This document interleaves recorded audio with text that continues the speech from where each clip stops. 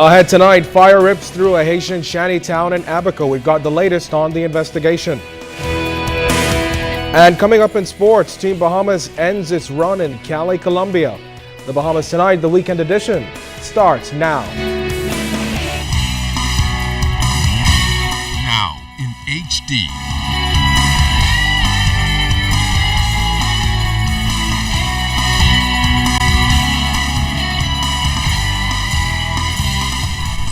Network presents The Bahamas Tonight.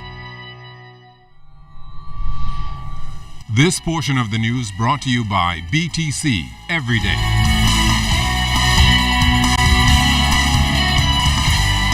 Good evening, everyone. I'm Candino Knowles, and welcome to the weekend edition of The Bahamas Tonight.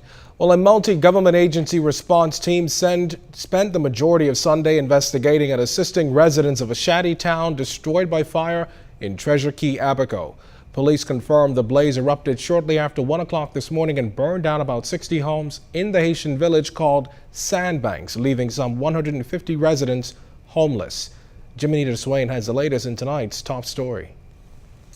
A portion of the community known as Sandbanks outside of Treasure Key, Abaco was completely wiped out by fire around 1 o'clock Sunday morning. Officer in charge of the Abaco Division, Superintendent Noah Curry, telling ZNS News in a telephone interview that residents flooded police stations with reports about the fire. A number of wooden structures were destroyed in the ordeal, and police officers are working assiduously to determine the cause of this fire. Additionally, we are receiving assistance from our Grand Bahama Fire Services, who will assist us in these investigations. Superintendent Curry confirmed the Treasure Key Rescue and Marsh Harbor Volunteer Brigades assisted in extinguishing the fire. We also understand several explosions were also heard, possibly from gas tanks in the area. North Abaco Member of Parliament Renato Curry said the focus is now on housing the displaced residents. As it is right now, we're looking to house these displaced persons in a church that's in Treasure Key, the Union Baptist Church. And so, we're just doing what we can do to bring that kind of relief. Fires are something the North Abaco MP claims they try to prevent, but the layout of Shanty Town does, he admits, pose challenges. He is grateful, though, that no lives were lost in Sunday's blaze. It's very difficult when you're dealing with the homes in the Shantytown areas that's so closely built. And so the government's going to really be looking at ways in which we can, when we allow building now moving forward, we got to make sure that the building code is adhered to. Jiminita Swain, ZNS Network News. Heading south now to Cat Island, police there investigating a traffic fatality this weekend. Reports indicate that shortly after 11 o'clock last night, an accident occurred in Downs, Cat Island. That's located south of New Bight, involving a gray club wagon driven by a man and a Ford Escape with a male driver and 5 passengers inside. Preliminary reports say both vehicles collided and the driver of the Ford Escape was ejected. Police say he and his passengers were taken to the local clinic and treated for their injuries. However, the driver later succumbed to his injuries. We're told that at least 2 of the other passengers have been airlifted to the capital for treatment. We're also told that a team of officers from the Road Traffic Department in New Providence traveled to Cat Island earlier today to assist in the investigation. Back here in the capital, officers are probing a stabbing in the east overnight. Police say a man walking on Yamacraw Beach Drive shortly after 9 o'clock last night when 4 men approached him and demanded his cell phone. The victim, police say, told the robbers he did not have one. That's when police say one of the suspects stabbed the victim in the back before fleeing on foot. The victim is said to be in stable condition in hospital. Well, a Canadian visitor to the Bahamas is warning of traveling here after being stabbed 7 times almost 4 years ago. The 3 men accused of his near-fatal stabbing have since been acquitted. New Brunswick resident Mitchell Nini was stabbed in the chest, back, and abdomen after chasing down a man who had reportedly robbed his friend outside a nightclub during the early morning hours of Christmas Day 2010. Well, the victim has spoken to globalnews.com detailing the events of his robbery, which he described as horrifying. The Canadian citizen went on to say that anyone who comes to the Bahamas isn't immune to crime. He said, quote, "Whether you feel like you're safe on the resort, as soon as you step off the resort, you're in a war zone," end quote. The website reports that the Canadian government hasn't issued any travel advisories up to this point. In the meantime, Tourism Minister Obi Welchcombe is calling the article unfortunate, noting that his ministry is now in damage control. Immediately, I'm going to have the team in Canada speak with the family, speak to him, assure him that the Bahamas understands his difficulty, the experience, apologize for it, and see how best we can redevelop a relationship and causing him to understand that we're working every day to cause our country and our people to move away from a negative era to an era where we are again demonstrating how on the global scene we are perhaps the most friendly, the most hospitable and loving people.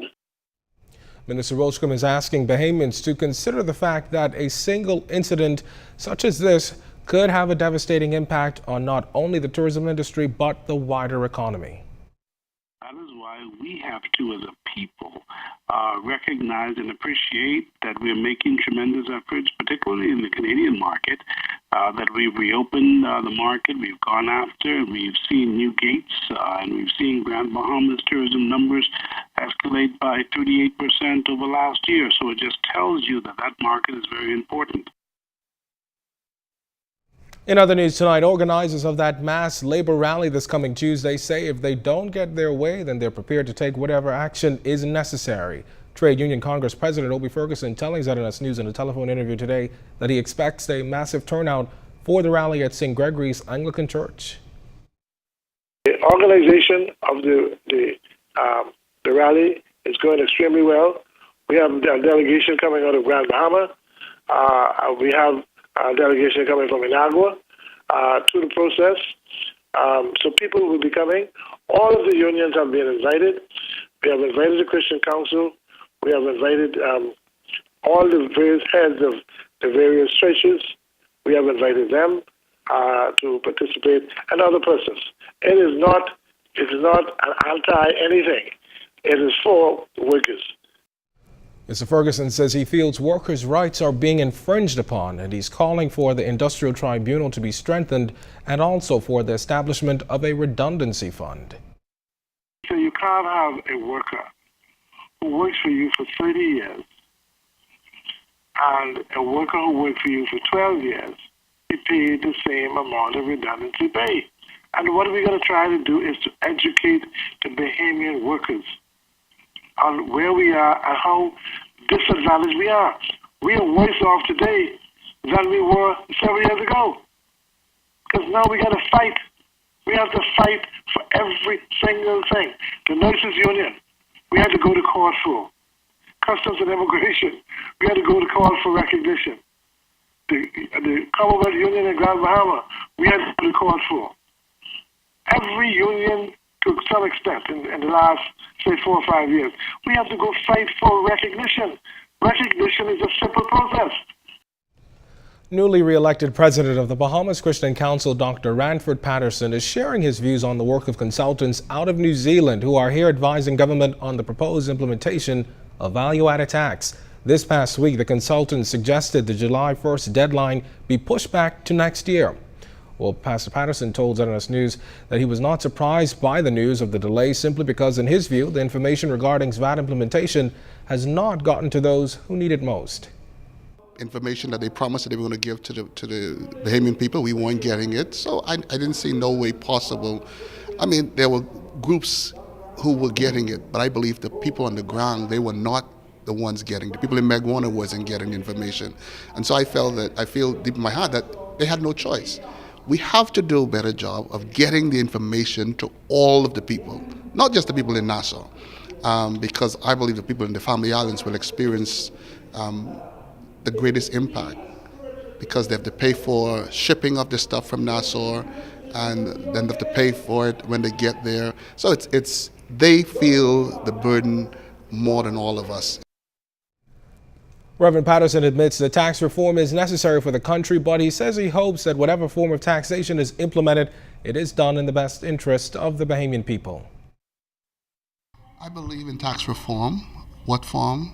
We don't know. The government has to do what the government has to do, and all we want them to do is to be fair to the people who would experience the most hurt as a result of the implementation, and that's the poor. The poor and the middle class in this country, I think they have enough burden on them right now.